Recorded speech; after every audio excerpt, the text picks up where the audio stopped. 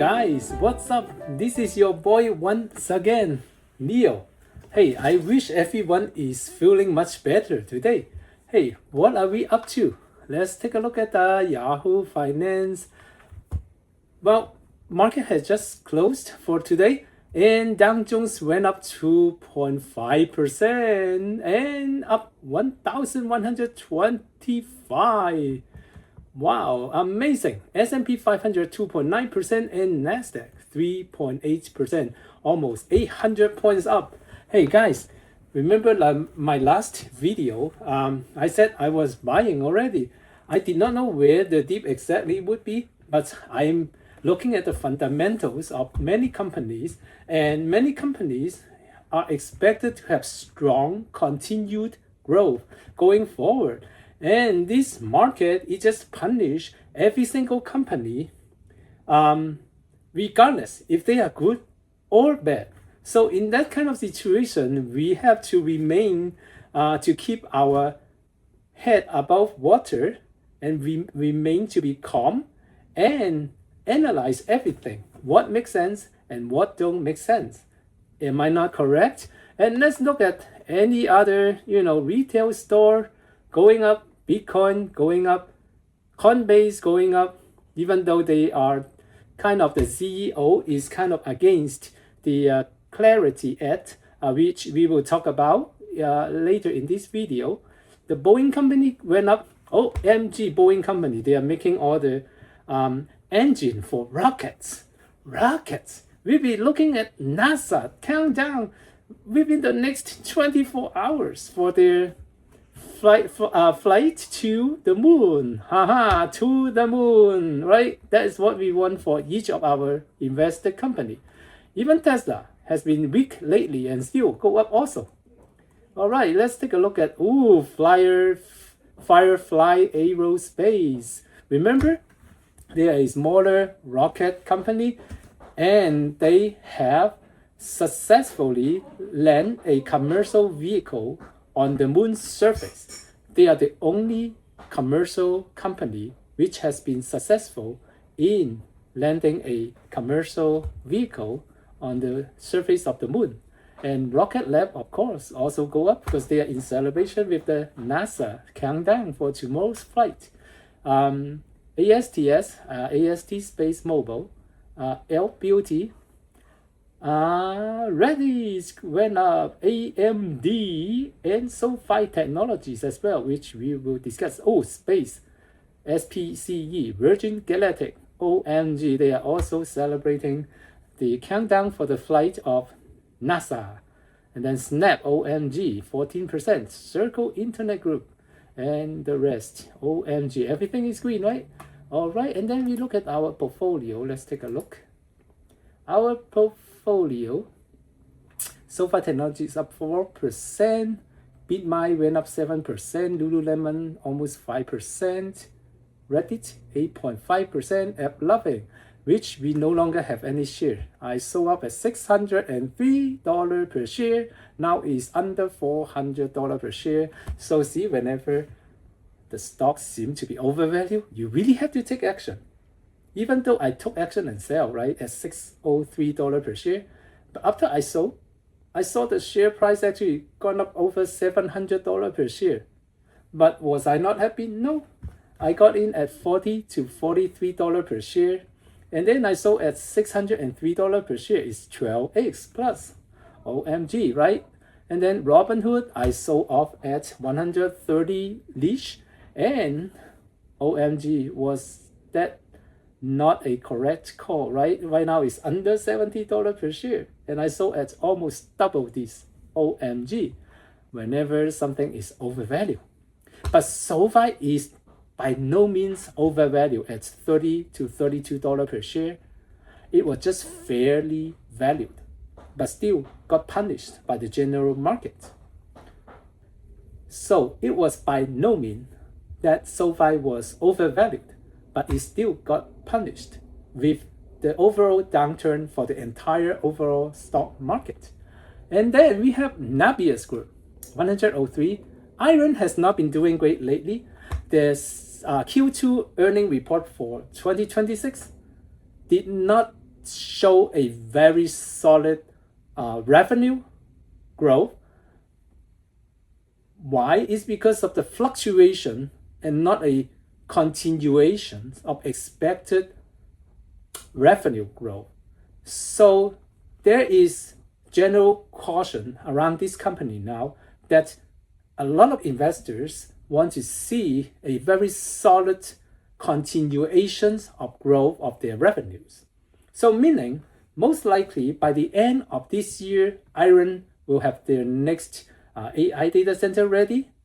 So we will probably be expecting to see more solid, repeatable revenue going forward. But that is remain to be seen. So right now, I also rate it as a hold. It's not a strong buy, but could be between hold and slight buy for Iron. I still expect good return for AI data center stocks, especially Navios and Iron. Okay, and we will have more in-depth discussions of AI and AI related companies. So I reserve those contents to be for our AI special videos to be made in the future. And then the next one is AMD, Advanced Micro Devices, staying around $200 per share. Big Bear AI went up 15% more today. Wonderful. Big Bear AI has seen new contract with the Department of Defense. And with all this worldwide global expected uncertainty, if you will, and because of the Middle East conflict, and if you remember 911, we also are trying to prepare for something as severe as 911, or to prevent something as severe as 911 to repeat again in our soil. So what it means is, across more and more airports, Big Bear AI's AI features will be deployed to perform facial scanning. Then if the system sees a very dangerous person, they will automatically notify FBI and the corresponding departments. And that is very important because we want to stop the bad elements from entering our country before they can get up to a plane, fly the plane, and hit their targets, such as Statue of Liberty or the tallest building in our country, and Pentagon, for example, right? So we don't want a repeat of 911 again. So you never know what those people may be planning to do. Okay, let's go back to financials and stocks. After Big Bear AI, we have Sanghang AI. Sanghang AI, they have a latest news which many investors just ignore because the company has been doing what? Going down with their stock price. Oh my God, has been trending down, and many retail investors they abandon this company, abandon this name, which I do not. I actually started to buy at a low end of $6 per share. Now, they are becoming a AI platform for robotics, for robots. Why? They are no longer just about sound and voices. They are also integrating with sound and voice features, with video features. What does that mean? They want to be a platform, or even maybe an open platform in the future for AI-driven everything related to robotics. So if you have robots serving restaurants, for example, the robots not only have to be able to understand what you are saying and reply to you accordingly, the robot also has to be able to see you, recognize who you are. When they see you, oh, you are our big fan. Every Friday, you come to our restaurant and you would order this meal, that drink, etc. And the robot has to be able to recognize you, remember you. And then if the restaurant has reward program, once the robot recognize you, they automatically knows how many reward points you have in your account, and they will apply that once you need your check at the time before you pay the bill. They apply those reward points to your bills and then to lower your payment, for example, right? So that is one thing that Sanghang AI is aiming forward to do. And I believe these companies right now is under the radar of most retail investors, which is lovely, because I actually don't want to buy a company when it is super popular. I always end up have to to buy at too high a valuation, right? Okay, Sanghang AI and then Innodata is amazing. Meta and Palantir, both company have are clients for Innodata. Is so amazing, and this company is flying under the radar as well. And we have roughly 200 shares of this company, and they are just trying to prepare a lot of raw data before they can be fed into the LLM models and generate very effective results for what needs to be done for each individual, because every single case is special.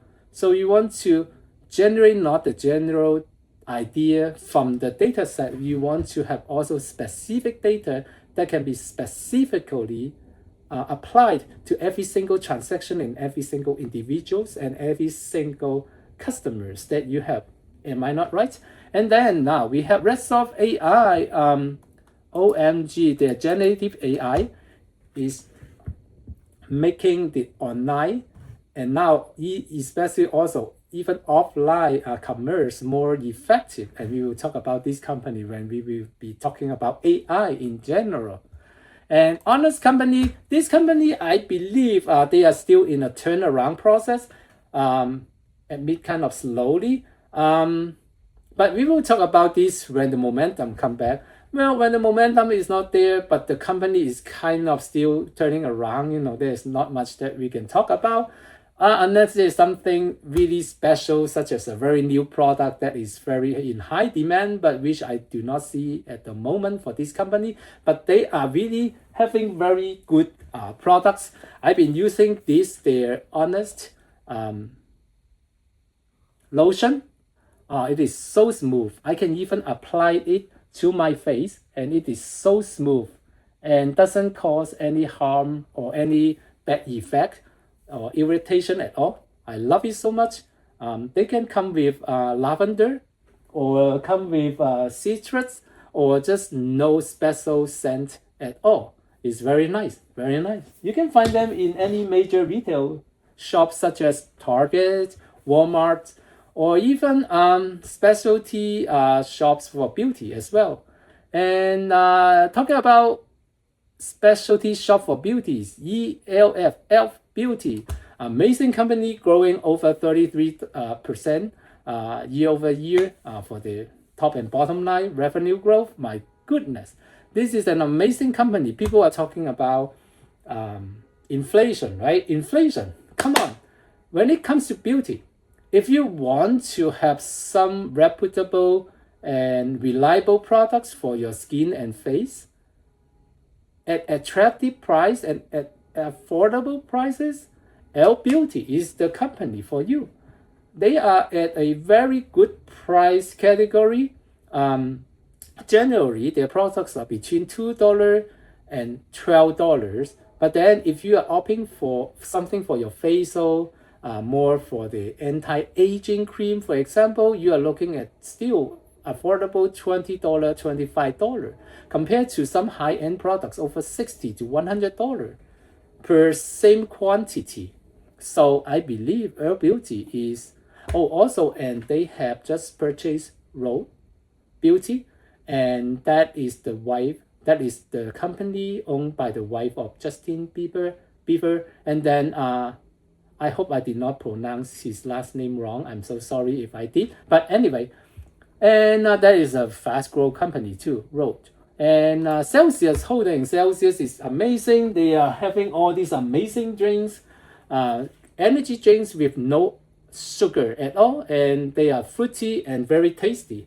Wonderful, wonderful products, and highly recommend. And I see a lot of these drinks inside a lot of vending machines in the mall, in the gyms, and also in our office space as well. So OMG is wonderful. Firefly Aerospace, one of the newest company that we own in our portfolios. We have 200 shares of this company. Is amazing, and really want to see it grow in the future. It's most likely the next Rocket Lab. OMG, OMGs. Okay, Western Midstream Partners. This is a company that uses water to help cool down a lot of big machines, especially now AI data center machineries. And one thing about water is you have to have good source. You have to be able to effectively cool down the whole system. And they see so much demand, especially in most of the Texas now. There are a lot of AI data center being built in Texas, in the state of Texas, and this company is just seeing a lot of demand. It's just amazing. And by the way, one of the good things of owning the shares of this company is they give out annual dividends. Last I heard was about 8.75%, which is very high, very high. It is very comparable to a lot of REITs, right? REIT, Real Estate Investment Trusts, right? REITs. So while this is not a risk, the advantage is with risks, you have to report some of your income, dividend income, as partnership, which make the income return process kind of complicated. But with this, you can just report the dividends as your regular investments in stocks, so which is wonderful. I believe this is much better and much more efficient to do if you want dividend stocks while having good growth prospects. Wonderful. Rivian Automotive is one of our newest holdings and been in since $13 something per share. And I believe the R2 platform will bring a lot of new growth momentum for this company. This is the Model 3 and Model Y moment for Rivian. And remember, Rivian, their full self-driving stack, their technology use also LiDAR, which is the secondary system that double check everything when the camera fails to see everything, which is much better. Just like our airplane system, you also want airplane not to have just one single system to drive itself autonomously. You also want a double system redundancy. You want redundancy to be able to make sure everything goes correctly without issue. And Knight is a laser company for communication, for how data center, AI data center, the machine, different modules communicate with each other in very lightning speeds, if you will. So laser is the way to go, and this is one of our latest, the newest holding as well. On Semiconductor Corp, we have talked about this company. FormFactor is a company that tests all the semiconductors for memory chips and AI chips alike. So before they can be used, before those AI chips, semiconductor chips can be used, you have to see if they are really in good architecture and whether they are functioning correctly before you put them in the large module in the AI data center, because if one module malfunction or short circuits, the entire data center will be at risk, right? You cannot afford to have any downtime. It's crazy. So FormFactor is the testing facility that makes sure all the semiconductor work accordingly. It is seeing amazing growth and amazing demands right now. Vertiv, we have talked about it. Their cooling system for AI data centers are very effective, and they are seeing increased demands for their product as well.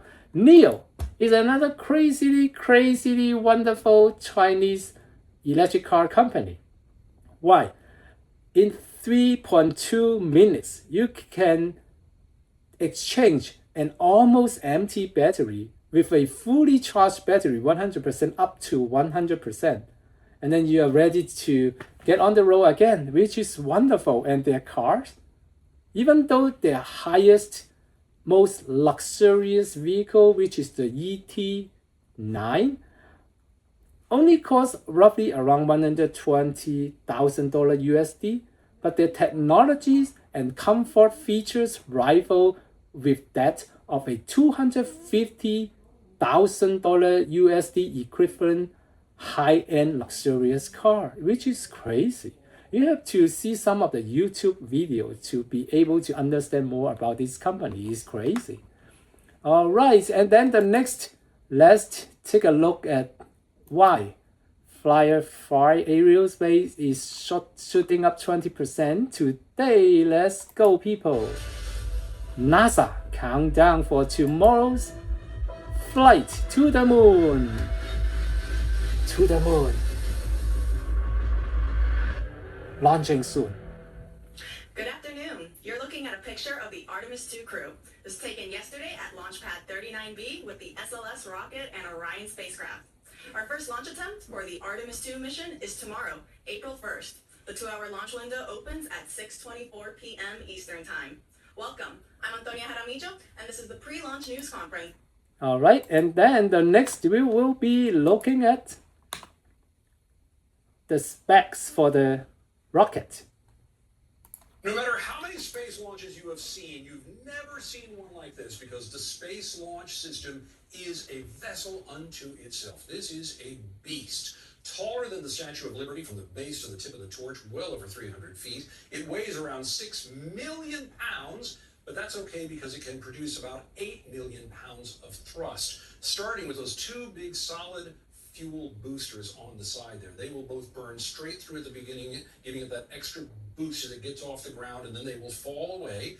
They could almost get the job done entirely by themselves, but they will have the help of that big orange core in the middle. It's orange because that is insulation to keep what's inside very, very cold. Liquid hydrogen and liquid oxygen, both of which will be flowing down to these 4 RS-25 engines down below, all together sending this well up into space with a tremendous amount of power. So we're all right, and then the next, we'll be looking at some of the what is inside, what are the plans for the astronauts. The most important part of the mission, the crew will be taking photos and videos of the most spectacular view as they fly around the moon. The Orion spacecraft will be equipped with professional-grade Nikon cameras and lenses, along with a collection of GoPros that will be collecting footage inside the capsule for a Disney Plus documentary. And most importantly, Artemis II will be the first NASA mission where astronauts are allowed to bring their iPhones along with them to space. But before any of this can happen, there is Launch Day.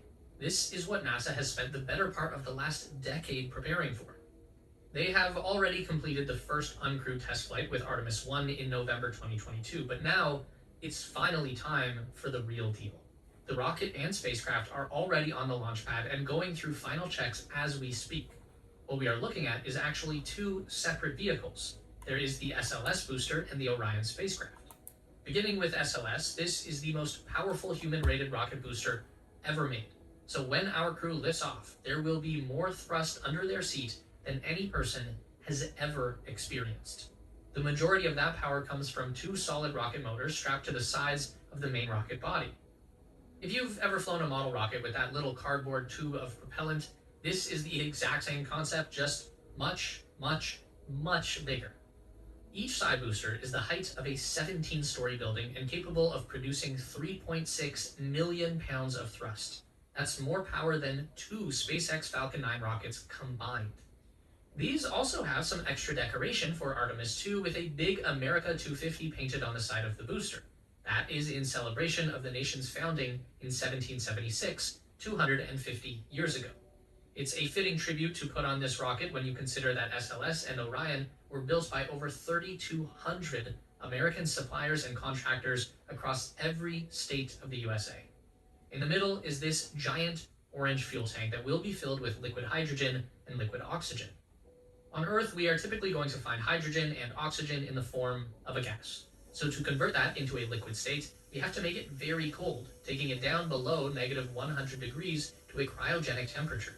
And the reason we do that is because a liquid is much more dense than a gas, which means that we are going to get a much more powerful reaction when we set it on fire.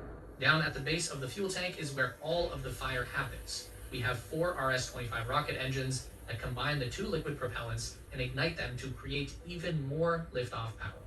Now, if any of this stuff looks familiar, that's probably because we are looking at the exact same approach that NASA took with their space shuttle program. The big orange tank, side boosters, hydrogen fuel, it's all taken from the old shuttle playbook, particularly the RS-25 engines, which were literally taken from retired space shuttles. NASA made the smart decision to save those for future projects, and now they are ready to launch people into space once again as part of the SLS rocket. Now, let's go back to this one and see how the safety feature goes. The astronauts in all of this, they're up here.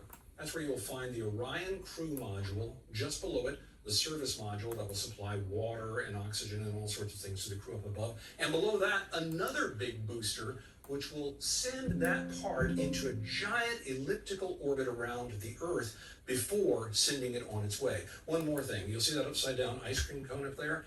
That is a escape module, in a sense, a way for the crew to get out.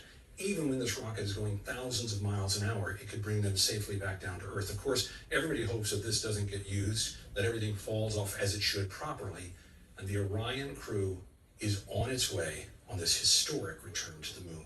Is your team tracking anything right now that could stand in the way of liftoff tomorrow? Well, I'll tell you, it's an extremely complicated rocket that we have out on the field, so we are monitoring it constantly. But if you ask me at this moment, the rocket is healthy, the spacecraft on top of it is healthy, the crew is here and ready to go, and the weather's looking good. That is exciting to hear. Artemis 2. Yes, Artemis 2, my gosh, will be flying from Kennedy Space Center of Florida tomorrow. Guys, thank you for watching this episode. I'm Neo once again, and welcome everybody. What an amazing day. Oh, counting down. I wish I could sleep tonight. Ciao, ciao, guys. Everyone, have a wonderful rest of the day.